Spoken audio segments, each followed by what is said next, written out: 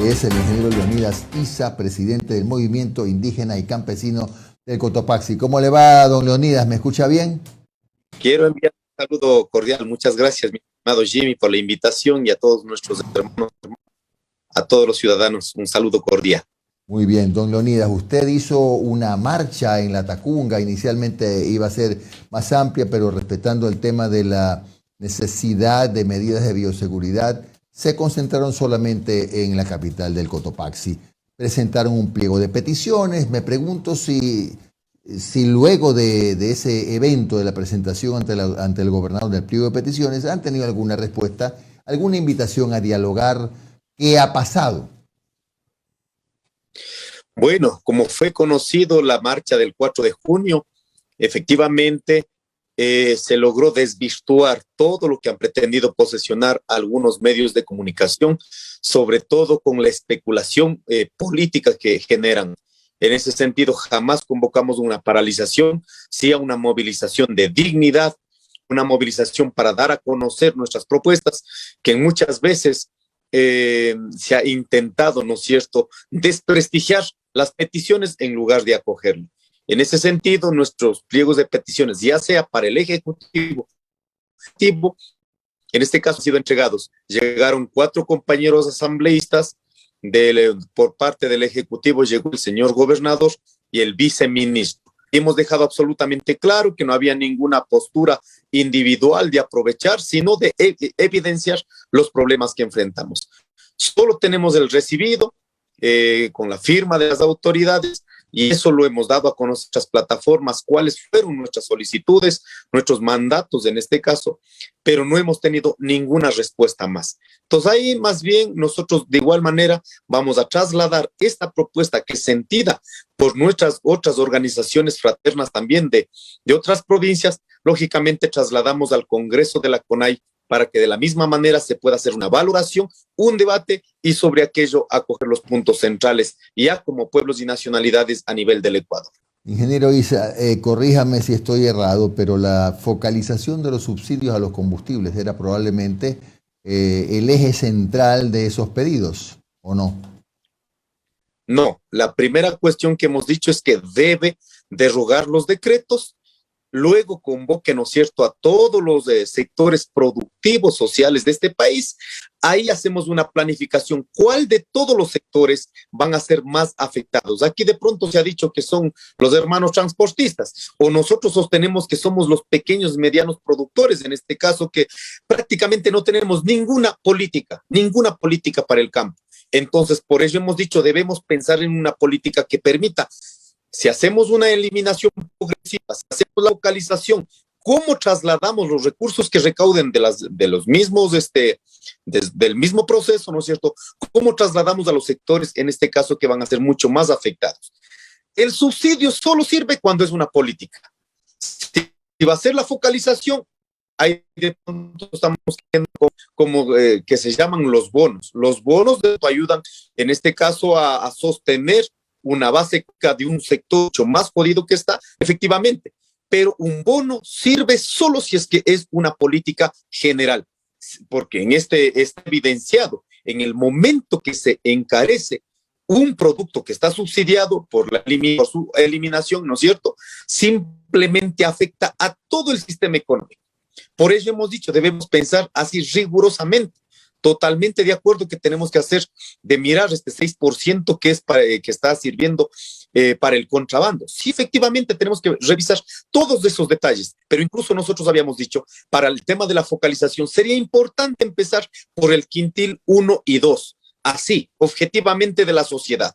La sociedad que sí puede pagar un combustible sin subsidios es el quintil 1 y 2, que están en condiciones económicas. Miremos esos pasos. Luego de aquello, con una planificación programada, con una planificación a largo alcance, capaz de que permita ir equilibrando el incremento, no solo de los combustibles, sino también, en este caso, el poder adquisitivo, que será a través del sueldo de los trabajadores del sector privado, público, pero también cómo vamos compensando a los sectores que van a ser más afectados. Es mantener un equilibrio, en este caso, frente a las medidas medidas económicas que va tomando el gobierno nacional. Y uno de ellos, el tema de poder revisar todo el tema del incremento al precio de los combustibles. Ya. Independientemente de que Omar y Alondra le van a hacer seguramente otra vez preguntas de carácter nacional, yo sí quisiera que usted me dé su opinión respecto de lo que ha pasado en el Perú.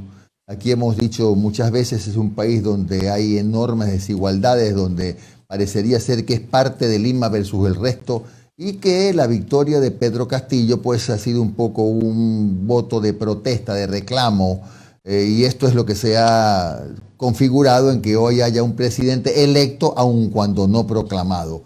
¿Qué le parece a usted cómo lee la victoria de Castillo? Y dígame si usted le encuentra a Pedro Castillo en su discurso alguna orientación, como ha sido calificada en el Perú por Keiko Fujimori y sus seguidores, alguna orientación alguna intención de encaminar al Perú hacia el socialismo más radical, hacia el comunismo, como se ha dicho. Me parece importante hacer una valoración continental.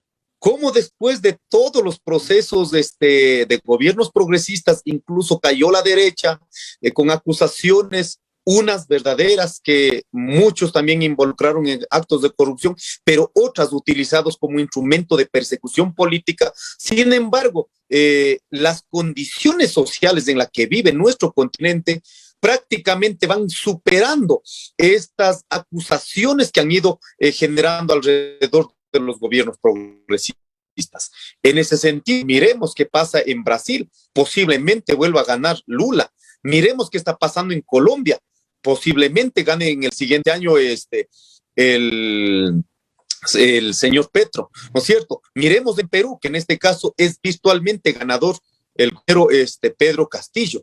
Pero sin embargo, las clases superiores, ¿no es cierto?, siempre van a intentar poner lo que no quiere escuchar la sociedad. ¿Cuál es?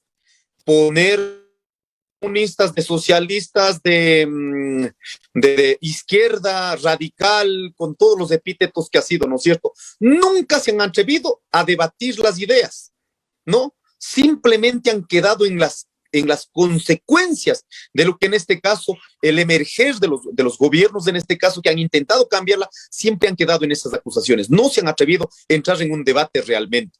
En ese sentido me parece importante que revisemos la reivindicación, digamos, ¿no es cierto? No es simplemente por las ideas, sino es por las condiciones materiales en las que estamos viviendo. Miremos el pueblo hermano de Perú.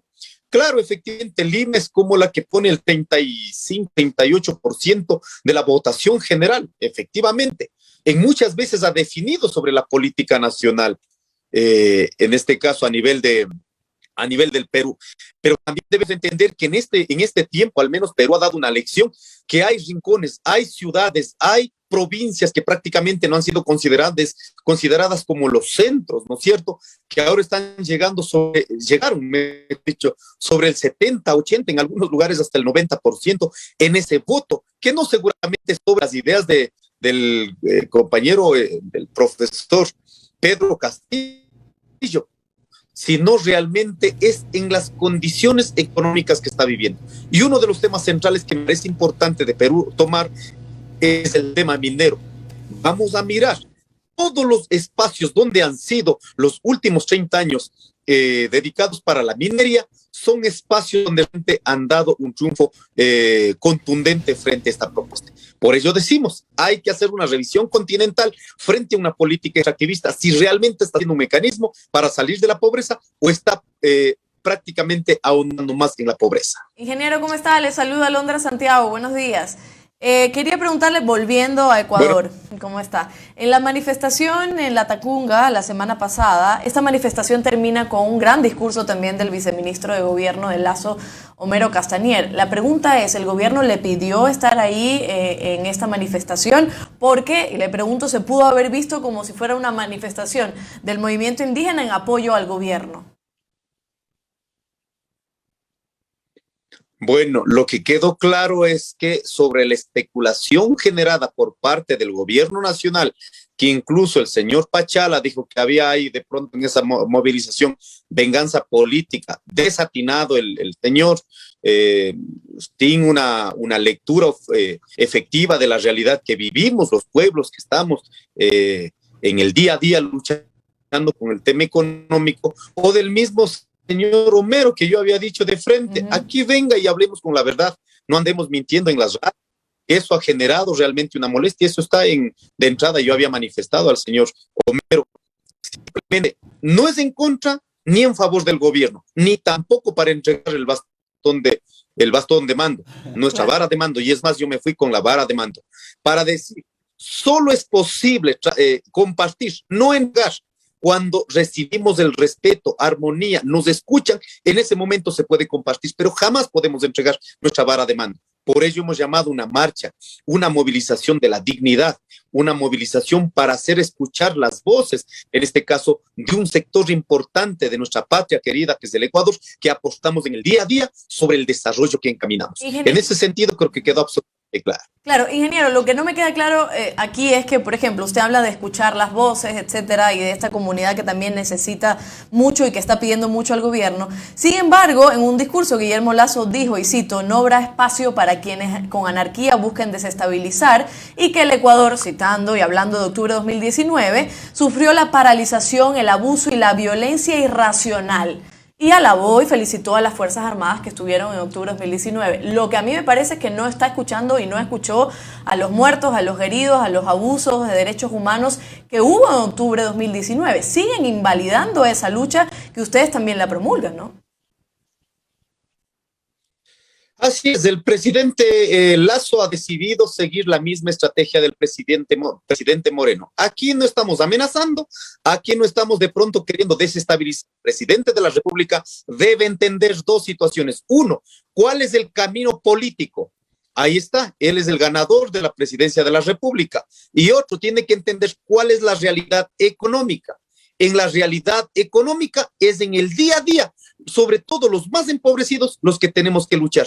No se puede confundir esta cuestión política con una reivindicación económica. Sigue pretendiendo de que fueron las fuerzas externas, las fuerzas las que manipularon de pronto el levantamiento de octubre, las que querían desestabilizar. Por eso decimos que el presidente Lasso ha decidido transitar por el mismo camino de desprestigiar las luchas populares en el Ecuador. O sea, aquí hemos dicho que no tengan confusión los gobernantes. Una situación política que incluso el camino ha sido, ¿no es cierto?, ganar las elecciones, y ahí está.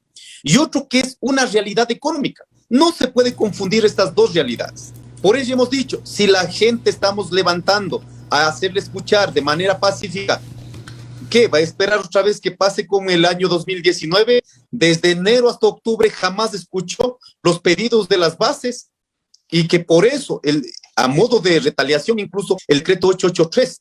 No queremos, señor presidente de la República, Guillermo Lasso, que se confunda un tema político que en este momento usted está designado como presidente de la República y no puede confundir con un problema económico que viene trayendo desde el anterior gobierno con mayor rigurosidad. En ese sentido, ¿cuál es el papel del gobernante? Resolver los problemas más sentidos de la población ecuatoriana referente a la economía y no confundir con desestabilización o lo que fuere, sino aquí necesitamos resolver los problemas económicos. Si vamos resolviendo en la medida que vayamos haciendo cargo la responsabilidad, los ecuatorianos lógicamente no van a tener problemas.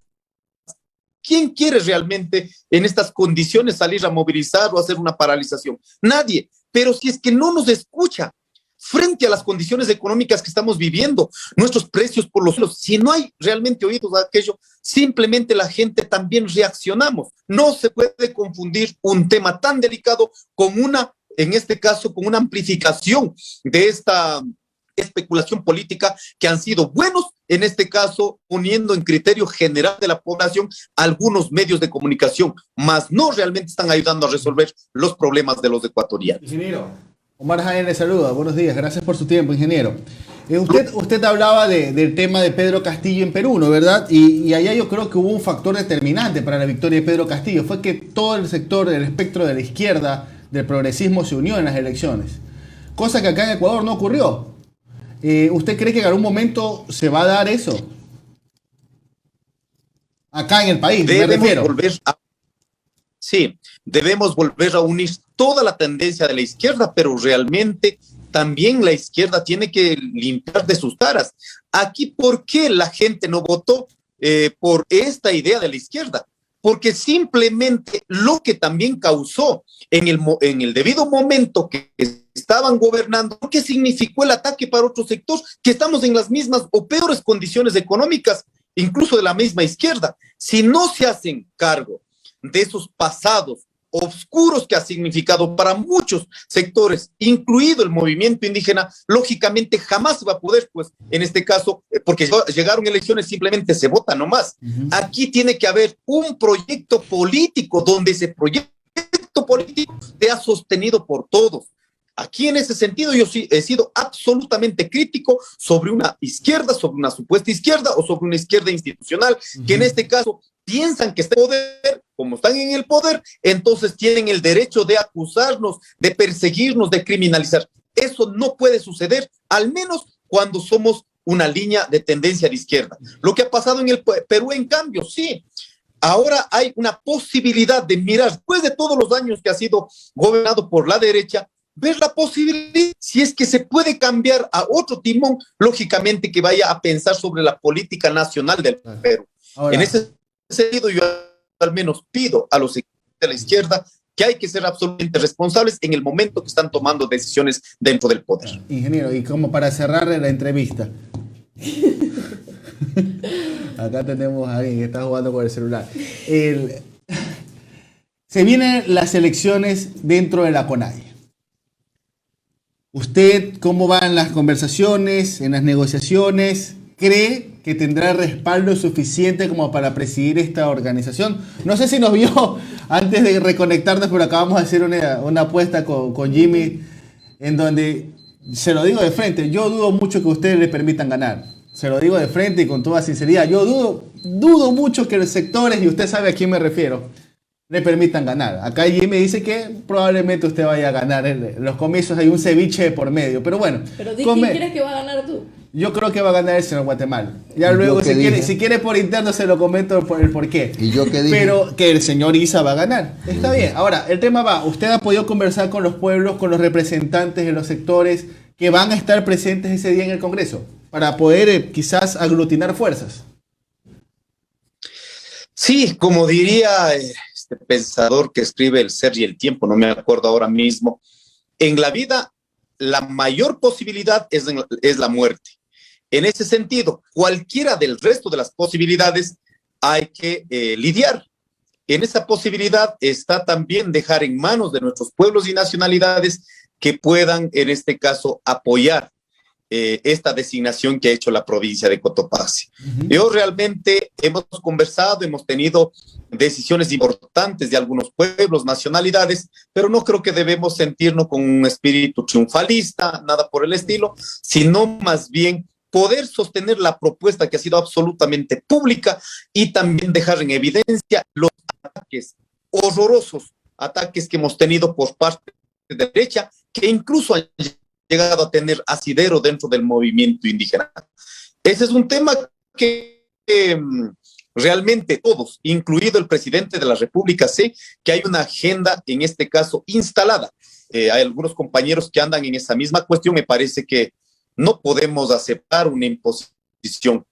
Debemos vivir de manera autónoma nuestra decisión política, organizativa y jurídica dentro de la CONAIE. En ese sentido, más bien, ninguno de los compañeros que lleguemos a presidir la presidencia o el consejo de gobierno va a quedar determinado sobre las ideas del dirigente. Si no querramos o no querramos, tenemos que allanarnos, como siempre ha sido, allanarnos a las decisiones colectivas. Esa ha sido una de las fortalezas que he tenido, al menos en la provincia de Cotopaxi. No he tenido contrincantes, no he tenido de pronto fisuras, sino realmente hay algunos compañeros que, porque no han cumplido decisiones colectivas, de pronto han quedado como aislados. pero en términos estructurales organizativos no ha habido tal situación. Así que dejamos de nacionalidades y pueblos. La última consulta, y usted es libre de contestarla o no.